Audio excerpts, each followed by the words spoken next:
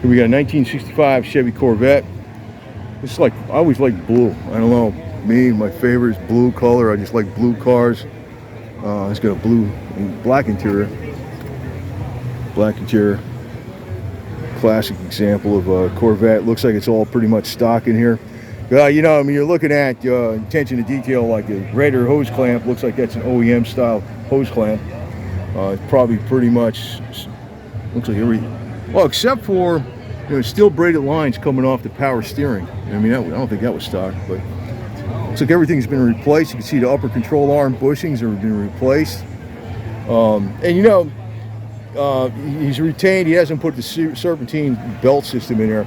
To tell you the truth, you do not have problems with the old V belts like people sometimes think they had problems with them, because the problem you would have with the old V belt setup was that the quality of the belt. The belt sometimes would be, if you buy some of the cheaper belts and they're not made exactly to spec, or if something gets misaligned, you know, the belts stayed on there forever until they rotted away. I mean, they were not, that was not an unreliable setup, the V-belt system. And a lot of times people, or you know, when you got the older cars, they put the serpentine, but that serpentine system costs a lot of money. So he's got a 5-speed in there too. That's not stock. Probably a Tremac or something, I guess. I guess that's a standard pretty much. Yeah, well, there's one other option you can use with these. They got, it's a Muncie M22 that's got the Z ratio, and what it has is a very low first gear, and you can put like say 323 gears in it, and or maybe even 290 gears, and you can cruise on a highway, but it's a much wider ratio M22 transmission. It's called the Z ratio.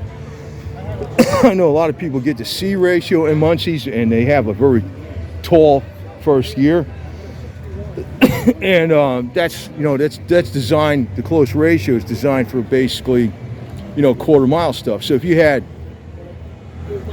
you know, a close ratio, you know, you're either going to have a lot of, you're going to either have if you have your car geared for highway, you're going to have your first gear is going to seem too tall. So the way to solve that is the Z ratios. That's a cheaper way of getting a cruiser that can still has good acceleration from the standstill with the first gear, and yet has highway ability. So if you run like a 323 gear, 308 rear in it, and you got the Z ratio transmission, you know, on fourth gear it's 1-to-1. It's not overdrive, but you're only running 308 or 323. You're okay on the highway. But with the Z ratio, you got a really low first gear, so you can really pull hard.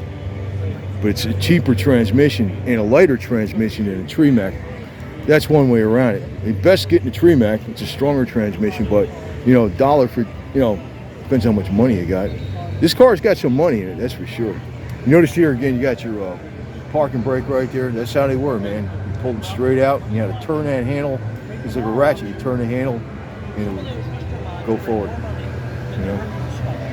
So these also. Oh, you got rid of the grab handle. They had the grab handle before that. You know, some of the earlier model Corvettes had the grab handle going right across there. You know, you had to watch out. You had a grab handle. So, there's your fuel filler up cap back there, right there, smack in the middle. Very pretty design. Side pipes with the heat covers on it. You definitely need those heat covers because you step out, you'll burn your leg. They get pretty hot as it is, but the heat covers work pretty good.